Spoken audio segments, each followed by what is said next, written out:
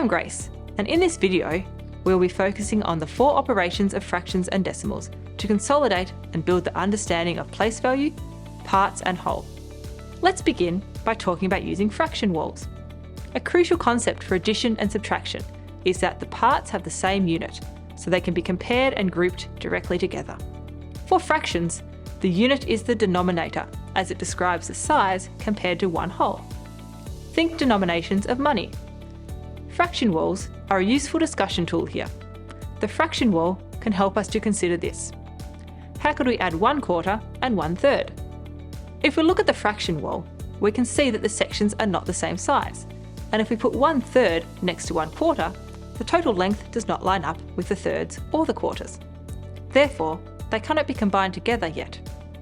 What we need is a size, denominator, that both thirds and quarters can be converted to, while keeping a whole number of parts. Here is a visualization of thirds and quarters. If we divide the thirds into 4 and the quarters into 3, we get twelfths for both.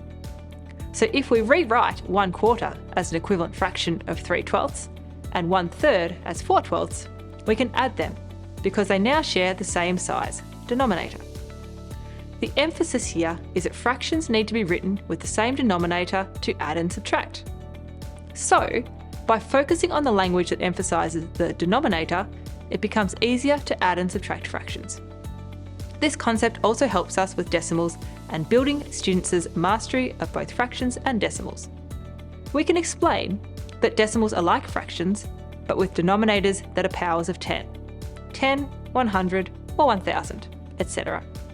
Instead of saying 0.2 plus 0.7 equals 0.9, we can connect decimals back to place value and fractions. Let's use an example. Instead of saying that, we can say 2/10 plus 7/10 equals 9/10. In this example, instead of saying 23.6, change the language to 23 and 6/10, which emphasises that the 6 needs to be in the 10th column. 10.54 becomes 10 and 54 hundredths, with the 4 in the hundredths column. When the language focuses on the place value, it builds students' mastery of being able to add and subtract decimals correctly. Now, let's talk about using fractions, decimals, and percentages as operators. Students will have learned the foundation of finding a fraction of an amount in primary school. Finding a fraction of an amount is a good starting point to multiplying fractions. Here we're using a fraction as an operator. Find 3/4 of 80. It is important to clarify that when using fractions, decimals, and percentages as operators like this, the operation is equivalent to multiplication. However, of does not always mean to multiply, such as write 60 as a fraction of 80, evaluate the square root of 9, and evaluate 3 to the power of 5. In order to build students' conceptual understanding, students should see fractions represented in a bar model, with reference to the parts and the whole. We begin by separating the bar into 4 equal parts, relating this to the denominators as the whole. We find one part, which is 20, and then find 3 parts, relating this to the numerator. Once students have developed their conceptual understanding, students can move on to a more abstract representation of their working out. When calculating 2/5 of 30, start by identifying the whole 5/5, which is 30. Then, determine the unit fraction of the amount, which is 1 part, by dividing by 5. This can be scaled back up to 2/5, giving us a solution of 12. Let's see how this relates to the multiplicative inverse, also known as the reciprocal, that we covered in the field axioms video. If we know what the fraction of an unknown amount is equal to, we can multiply by the reciprocal to determine that original amount. That is because the fraction and its reciprocal multiply to 1, leaving the original amount. This can be represented with a bar model to develop the conceptual understanding. Let's look at an example. If 4/5 of a number is 32, determine the original amount. Begin by representing the problem with 5 bars, referring to this as the whole, which is shown by the denominator. Represent 32 by the 4 boxes, which is shown by the numerator. Use the language 4 of the 5 parts is equal to 32. Using the unitary method to find the values of one part, which is 8, and this can be multiplied by 5 to find the whole of 40. The order of the operations here was dividing by 4 and then multiplying by 5, which can be linked back to multiplying by the reciprocal when finding the original amount. Let's move on to multiplying fractions. To multiply proper or improper fractions, we multiply the numerators and multiply the denominators. For example, if we have 1/2 multiplied by 1/3, we're splitting 1/3 into 2 parts again, resulting in 1/6. A bar model helps us develop the conceptual understanding of dividing parts into further parts. In this example, we multiply an improper fraction. Once we split 1 into 5/6, we then split into thirds, creating 1/18. The numerator of the second fraction tells us for every 1/6 we have 7 1/18.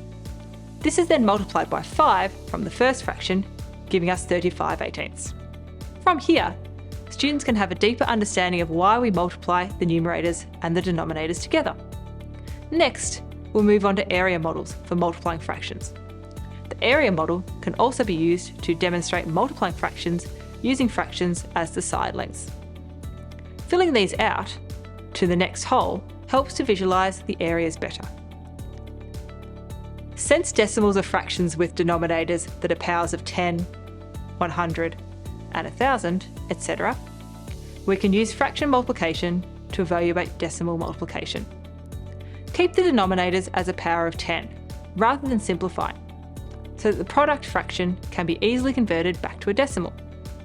For example, we can take 2/10 and multiply by 4 to get 8/10. When we multiply decimals that are less than 1 together, there is a common misconception that the number can't get smaller. By focusing on the decimals as tenths, it builds a clearer understanding and link to multiplying fractions. 2/10 multiplied by 4/10 becomes 8/100. We can consider dividing by a fraction using quotative division. That is asking, how many groups of this fraction are there in the total? Let us divide 2 by 1/3. If we take 2 and divide into groups of 1/3, we have 3 1/3s per one whole. So we have 6 groups of 1/3. That is, 2 divided by 1/3 is 6. Students often struggle with the conceptual understanding of division of fractions, in that the answer is larger than the number they divided. The bar model representation allows students to clearly see why the value increases when dividing by a fraction less than 1. At this stage, we can make an explicit link between division and multiplication as inverse operations using fact families.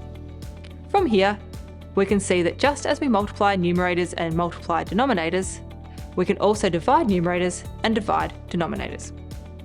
If they do not divide nicely, we can use equivalent fractions to make it so, including the case where we make the denominators the same.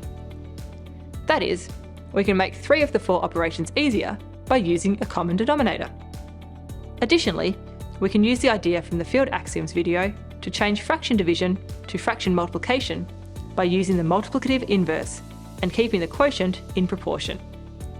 Just as we linked multiplication of fractions with multiplication of decimals, we can do the same for division of decimals. For example, 4 and 8/10 divided by 12/100. We can use equivalent fractions to divide across or multiply by the reciprocal. Either way, the quotient is 40. Where possible, if the quotient is still a fraction, we want the decimal division to have a quotient that has a denominator that is a power of 10 to write it back as a decimal. Otherwise, we simplify the fraction if it would be a recurring decimal. The key takeaway message of fractions and decimals is to ensure that there are explicit links to place value and visual representations. This helps students go beyond just mechanical steps and understand the why of these processes they use.